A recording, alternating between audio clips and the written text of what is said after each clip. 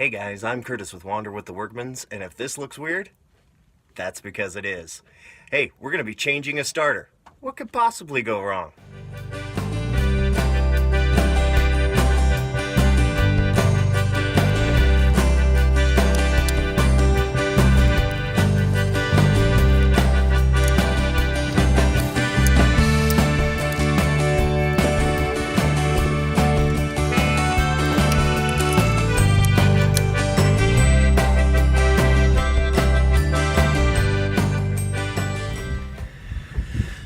Well, I gotta say, this is one of the most awkward positions I think I've ever been in, but the good news is I managed to locate the third bolt, and it's just a matter of getting it out now. And again, like I said, the biggest issue here is now that I've got the bolt loosened, is dropping this like 15-pound part on my head. So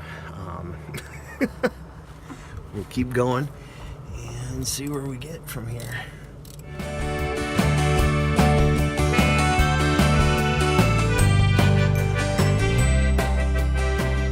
Good news is we're halfway there.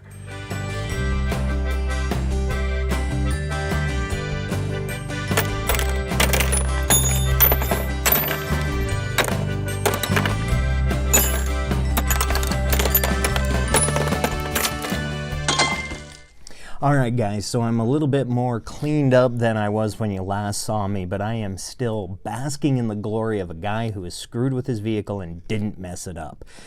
So here's the story. When we bought our 1993 Ford F-250 with the 7.3 liter diesel engine in it, it was slow to start.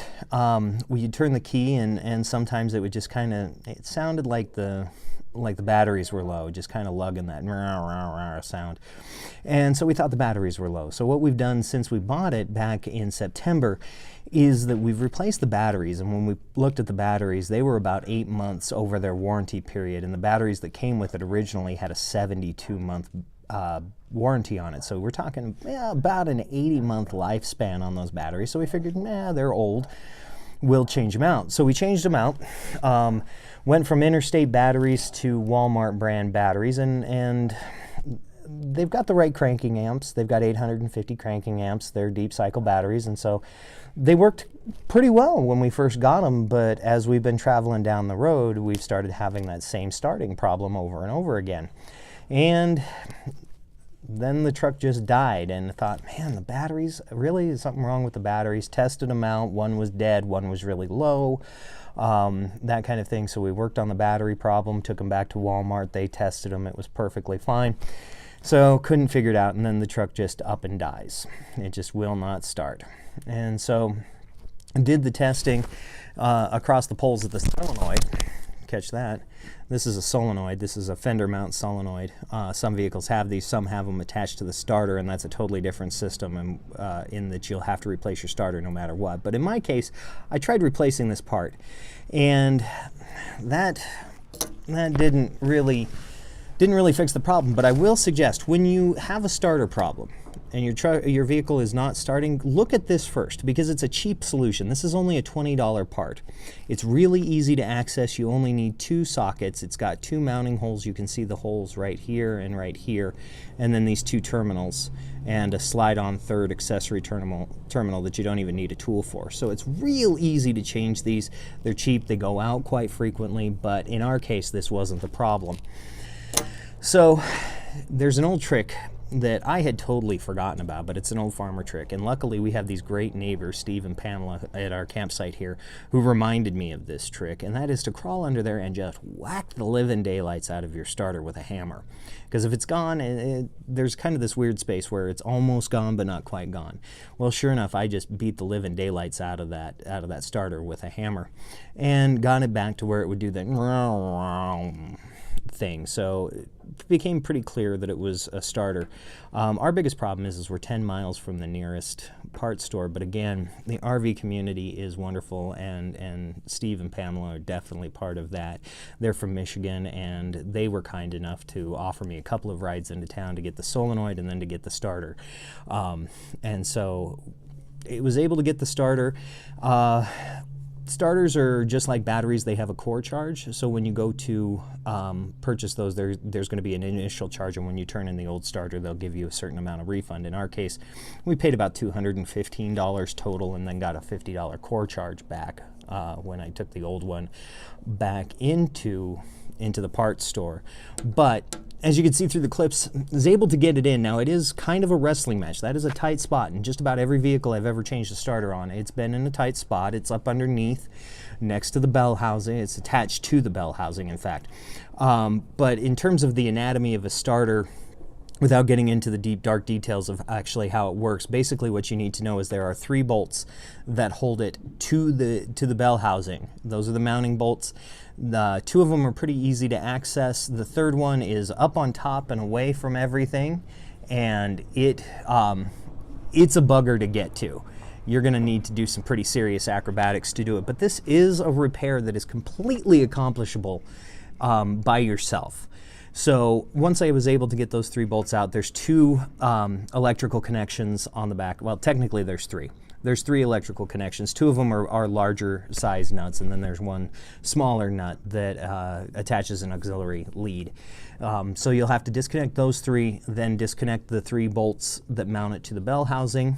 Being careful, as I've said in the clips, to not drop this thing on your head. It weighs about 6 or 7 pounds of solid metal, but it can come crashing down on you, so you want to have a hand on it when you get that 3rd bolt out of there. My tip on that one is undo the 2 bottom bolts. A, because they're easiest, and B, once they're out of the way, you're only taking out 1 bolt, so you have a hand to hold on to the starter while you're working the ratchet. It took me about 3.5 hours to get the starter out and get the new one back in. One thing to note when you're dealing with an older vehicle, you might run into an issue where they've redesigned the starter so they're not going to look the same. The replacement part won't look the same. They come with nice documentation that shows you what the old one looked like versus what the new one should look like, and they do interchange quite nicely. And in fact, one of the things that I'm always a little skeptical when it says new and improved design, and it said that on the paperwork that came with the new starter. Well, the new starter is a little bit shorter, it's a little bit lighter, and so it was easier to put back in than the old one would have been, because I actually had more room once the new one was in place to work around it and get things connected back up. So we want to talk about some of the tools that made life very much easier, much easier, much more better. The first is a ratchet. In fact, I actually use 3 different sizes of ratchets to get into different places, because some of the nuts were on there pretty tight and I had to have some more leverage, so I used a bigger ratchet, and then there were tinier spots I needed to get to, so I used my smaller ratchet. This is the Mama Bear ratchet. And one of the things that I want to mention about this is a DeWalt brand set that actually, if it's DeWalt, that means it's Stanley brand tools. But these have a 6-degree deflection on them so that they can actually make more turns in a tighter spot, which in this case was incredibly handy. The other tool that I want to mention goes with the socket set, and that is, it's hard to hold them up and show you. These right here, these are extensions. And so they lengthen your reach, and especially with that top bolt, that 3rd one I was talking about, this is about the length of the starter and the bolt is still here. So I ended up having to use a deep well socket along with these 2 extensions, because that's how far from where I could reach to where the actual nut was at, or the bolt was at, to get hold of it. So you do need the extensions to go with that. Now, the other life-saving tool that is absolutely necessary when doing this, when it comes to socket wrenches, there's a couple of tools, but this one here, it's called a wobbly adapter, and I'll show you how this works. One end attaches to your ratchet like that, and it goes between your ratchet handle and your actual socket. And what it does is it allows the socket to get into awkward and unusual places. The big issue here is with the mounting bolts that hold the starter to the bell housing. There's not a lot of clearance for the actual ratchet head, and so if it's just straight on there, so you have to tilt it off to the side and be able to rotate it that way. So a wobbly adapter is absolutely necessary to getting this job done without driving yourself insane.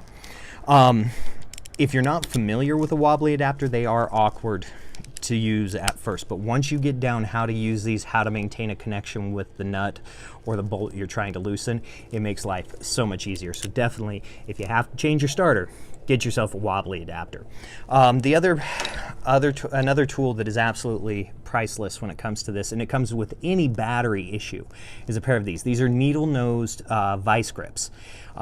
So they're locking pliers, but they are needle-nosed. This allows you, job was to be able to get hold of the square side of the securing nut on the battery cables. If not, they sit there and they spin, but getting a regular wrench in on that far end that is square is very difficult, and that's where these were very nice. I was able to get the needle nose in there and lock them down, and it would hold it in place so that I could loosen those nuts. And it's very important to do that because you're dealing with an electrically charged system. So you're going to want to disconnect your batteries. I know you're going to lose your presets on your radio, but you want to disconnect that because you don't want things sparking and shorting out and stuff. So definitely, for safety's sake, I cannot stress it enough. When you go to do this repair, disconnect your batteries fully. Completely take out any chance that you're going to get a shock. And again, this makes disconnecting those batteries, even if you're just changing your batteries without doing anything else, those vice grips are wonderful. And then the last tool that I can not recommend highly enough is this guy. This is a Harbor Freight special. You can get them other places, and they're terribly inexpensive, but what it is it's a magnet pan. And so as you're crawling around, see if I can see it connects and holds all those, most of them. Your nuts, your screws, that kind of thing, because nothing sucks more than losing that one bolt you need in the dirt or having it roll away. So having one of these magnet pans around is incredibly valuable. For some of these things, I'll put links in the descriptions below is where you can find them, but these are kind of cool because I think they're $1, maybe $2 for this size at Harbor Freight, and if you get the coupons from Harbor Freight, they occasionally put these on for free. And so definitely snag one of these. They come in very handy. I use them actually when I sew, is another way that I use these. These are really great for pins and for needles if you're sewing anything. And so yeah, when I sew, I use these a lot for holding my pins rather than a pin cushion. It just makes life so much easier to be able to magnetize those and have them right at hand. So again, changing the starter totally fixed the problem. Now I'm a little bit afraid to start my truck because I used to have to hold the key and let it lug until it would catch, and now it turns, it starts, and I'm almost like, oh, I held the key too long.